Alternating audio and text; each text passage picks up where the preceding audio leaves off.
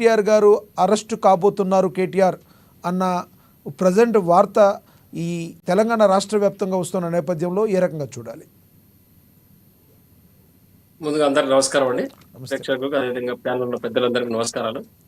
ఈ పూర్తిగా రాజకీయ కోణంలో ఉన్నటువంటి విషయమే తప్పితే ఇందులో వాస్తవం లేదు. పూర్తిగా సత్యదూరాలు వాళ్ళు చెప్పే మాటలని కాంగ్రెస్ పార్టీ ఈరోజు కేవలం కాంగ్రెస్ పార్టీ గడిచిన 10 నెలల క్రితం ఎప్పుడైతే అధికారంలోకి వచ్చిందో ప్రజలందరూ కూడా ఏదో చేస్తారు, కాంగ్రెస్ పార్టీ మమ్మల్ని ఉద్ధరిస్తారు, ఇంకా టీఆర్ఎస్ పార్టీ పని అయిపోయిందని రాజకీయ విశ్లేషకులు కావచ్చు, కాంగ్రెస్ పార్టీ కార్యకర్తలు కావచ్చు, అందరూ భావించడం జరిగింది. తెలంగాణ వ్యాప్తంగా ఇంకా టీఆర్ఎస్ పని అయిపోయింది, భూస్థాపితం అవుతుంది పార్టీ, ఏం లేదనుకున్నారు. మెల్లిమెల్లిగా కాంగ్రెస్ పార్టీ యొక్క వైఫల్యాలు ప్రజల వద్దకు చేరుకొని కాంగ్రెస్ పార్టీ నమ్మకం సన్నగిలిపోయి అయ్యో కేసీఆర్ గారి నాయకత్వంలో బీఆర్ఎస్ పార్టీ అద్భుతంగా తెలంగాణ రాష్ట్రం పరిపాలించింది, మనం అనవసరంగా యొక్క వీరిని ఓడగొట్టి ఈ రోజు ఇబ్బంది పాలు చేస్తే మనం కూడా ఇబ్బంది పడతాం. ప్రజలు ఎప్పుడైతే వాళ్ళ ఆలోచన ధోరణి మారిపోయి ఆ యొక్క విషయం పూర్తిగా బహిర్గతమైందో అప్పటి నుంచి కాంగ్రెస్ ప్రభుత్వం బీఆర్ఎస్ నాయకులను కుట్రపరంగా ఎట్లా వీళ్ళ యొక్క మర్యాద తీసేయాలి, వీళ్ళకి ఇజ్జత్ తీయాలి, పార్టీ భ్రష్టు పట్టించాలి, అప్రతిష్ట పాలు చేయాలి, కుట్రలు పన్ని ఒకటి దొంగ కేసులు మరాయించడం జరిగింది.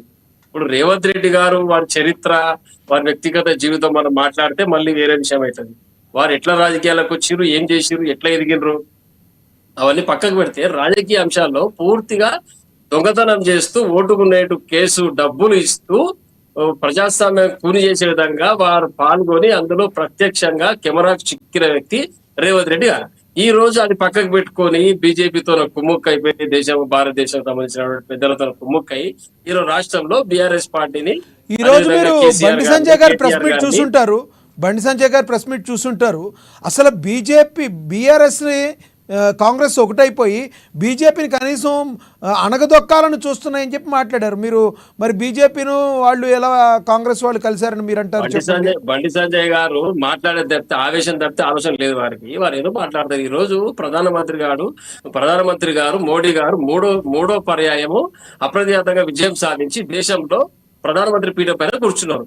వారు ఈ రోజు చర్య తీసుకో ఎన్నికల కమిషన్ కు చెప్పి రాష్ట్రంలో ఉన్నటువంటి ప్రభుత్వానికి గైడ్ లైన్స్ ఇచ్చి వారిని ఎన్నికల విషయంలో జరిగింది కాబట్టి ఓటుకు నేర్చుకునే విషయంలో రేవంత్ రెడ్డి గారి పైన చర్య తీసుకునే యొక్క శక్తి, యుక్తి, తెలివి, అధికారం అన్ని కూడా భారతీయ జనతా పార్టీ సంబంధించిన ప్రధానమంత్రి మోడీ గారి దగ్గర ఉన్నాయి.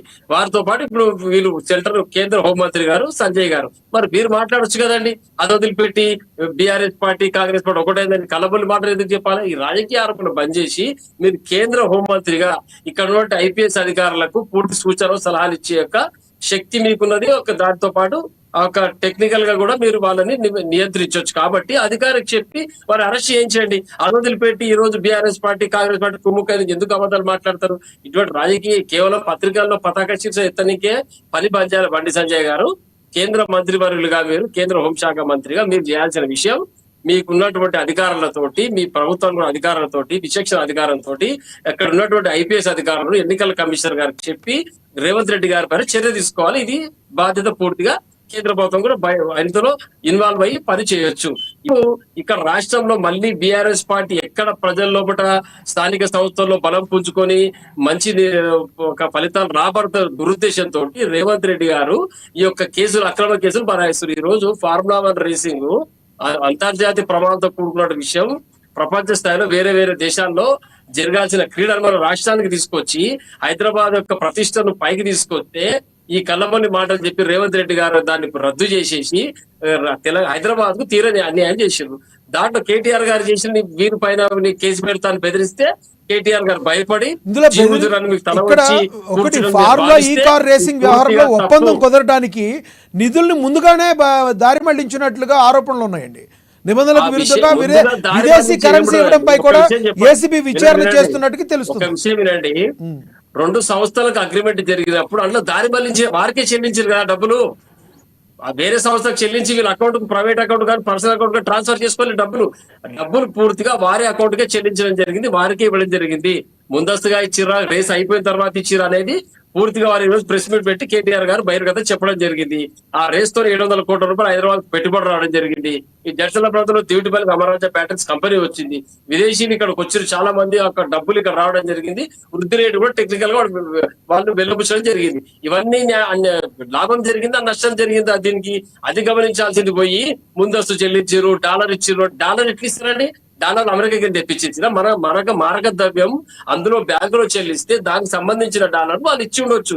అది మాట్లాడాలి తప్పితే ఎక్కడి నుంచి వచ్చి విదేశీ కరెన్సీ ఇవ్వాలి ఎట్లా ఇస్తారు? విదేశీ కరెన్సీ ప్రభుత్వం హెచ్ఎండిఏ గానీ జిహెచ్ఎంసీ గానీ విదేశీ కరెన్సీ ఎట్లా ఇస్తారు? ఎక్కడి నుంచి తీసుకొస్తారు? వారు ప్రైవేట్ అకౌంట్ కింద తెచ్చి ఇయర్ ఎవరి సొమ్ము? మన సొమ్మును అక్కడ జమ చేస్తే ఆ సొమ్మును వాళ్ళు విదేశీ డాలర్ రూపంలో చెల్లించి ఉండొచ్చు. మరి దీనికి టెక్నికల్ గా ఏముందో ఒకసారి చూడండి. దాన్ని బయట పెట్టి అంశం వదిలిపెట్టి కేటీఆర్ గారు జైలుకి పంపిస్తా, నేను ఏదో చేస్తా, ఊడబెరుకుతా అని రేవంత్ రెడ్డి గారు మాట్లాడితే నీవు పూర్తిగా రెడ్ హ్యాండెడ్ గా పట్టుబట్ల దొంగవు నువ్వు. అది పక్కకు వదిలిపెట్టి ఏదో అవినీతి జరిగింది, ఇందులో అవినీతి నిరోధక శాఖ వస్తుంది, ఈడీ వస్తుంది, ఏదో భయపెడితే ఈ తాటాకు చప్పుళ్లకు బీఆర్ఎస్ పార్టీ నాయకులు భయపడే పరిస్థితి లేదు. నువ్వు జైలుకు పంపితే పోనీక సిద్ధం, ఎదుర్కోనిక సిద్ధం. నీ 6 గ్యారెంటీలు అమలయ్యేదాకా నిన్ను మెడలు వంచి తెలంగాణ ప్రజలకు న్యాయం చేయడానికి సిద్ధంగా ఉన్నావు. ఇటువంటి భయపడితే ఎవరు భయపడే ప్రసక్తి లేదు.